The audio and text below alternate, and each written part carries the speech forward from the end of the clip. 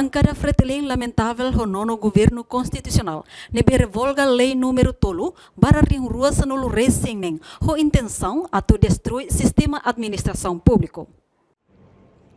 Deputado Bancada Fretilin, Joaquim dos Santos, hato questão, relaciona a política governo da Cianian. Nebe revolga lei número tolo, para rua sanolo recém Hodi substitui fali lei número wal nolo recém hat, para rua nolo recém tolo. Hodi nomeia presidente autoridade municipal no administrador posto sira. Nebe la baseia ba seleção por mérito.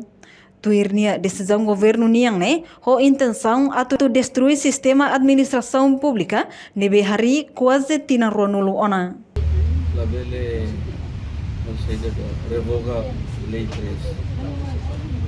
Se a cara cadia de administração pública deve instalar quase 20 minutos. Se a cara cala mudança dari cala mudança dia. Mas mudança ainda agora acontece no governo é uma destruição administrativa. Decreto-lei 84 ele mais substitui decreto-lei número 3 ele considera a decisão mas destrói a administração pública no sistema no hari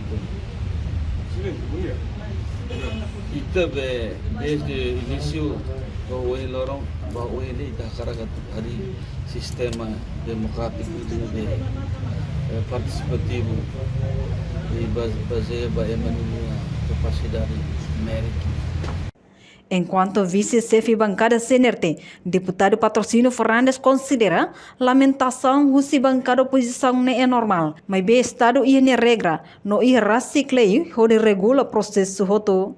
E regras e leis para regular processos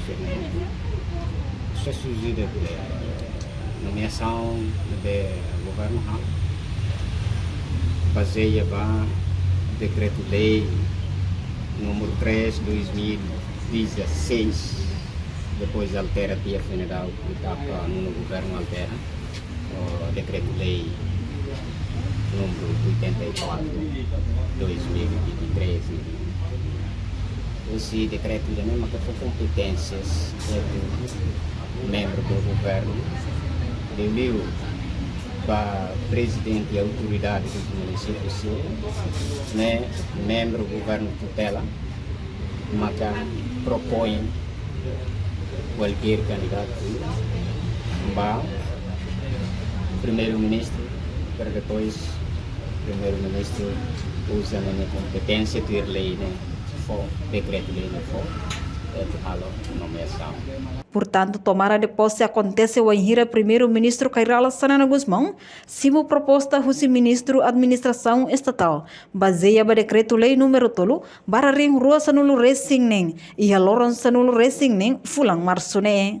Reportagem Melda Fátima, Televisão Timor Post.